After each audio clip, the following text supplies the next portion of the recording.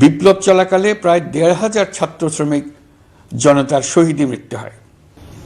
আপনারা জানেন কি কঠিন এক পরিস্থিতিতে আমাদের দায়িত্ব গ্রহণ করতে হয়েছে। ছাত্র শ্রমিক জনতার অভূতপূর্ব গণ অভ্যুত্থানের পর ফ্যাসিস্ট সরকার প্রধান পালিয়ে গেলে দেশ সরকার শূন্য হয় সাময়িকভাবে। পুলিশ প্রশাসন এ সময় সম্পূর্ণ নিষ্ক্রিয় হয়ে পড়লে উদ্বেগজনক এক পরিস্থিতির সৃষ্টি হয়। স্বৈরশাসনে বিপর্যস্ত এই দেশকে আমাদের সবাইকে মিলে পুনর্গঠন করতে হচ্ছে।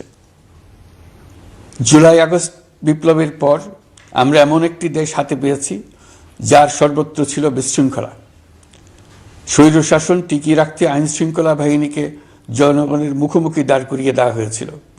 বিপ্লব চলাকালে প্রায় ১,৫০০ ছাত্র শ্রমিক জনতার শহীদে মৃত্যু হয়। আমাদের সরকার প্রতিটি মৃত্যুর তথ্য অত্যন্ত যত্নের সাথে জোগাড় করছে। এই বিপ্লবে আহত হয়েছে ১৯,৯৩১ জন। আহতদের জন্য ঢাকার ১৩টি হাসপাতাল সহ বিভিন্ন বিশেষায়িত হাসপাতালে চিকিৎসার ব্যবস্থা করা হয়েছে। প্রতিদিনই তালিকায় আরও নতুন নতুন শহীদের তথ্য যোগ হচ্ছে, যারা স্বৈরাচারের আক্রোশের শিকার হয়ে এই পৃথিবী ছেড়ে চলে গেছেন। প্রতিটি হত্যার বিচার আমরা করবই। জুলাই আগস্ট হত্যাকাণ্ডের বিচারের যে উদ্যোগ আমরা নিয়েছি তার কাজও বেশ ভালোভাবে এগিয়ে যাচ্ছে। পতিত স্বৈরাচার শেখ হাসিনাকেও আমরা ভারতের কাছ থেকে ফেরত চাইব। কেবল জুলাই আগস্ট হত্যাকাণ্ডই নয়, আমরা গত ১৫ বছরে সব অপকর্মের বিচার করব। অসংখ্য মানুষ গুম হয়েছে, খুন হয়েছে। এই সময় আমরা গুমের তদন্তে একটা কমিশন গঠন করেছি। কমিশন প্রধান আমাকে জানিয়েছেন অক্টোবর পর্যন্ত তারা ১৬০০ গুমের তথ্য পেয়েছেন।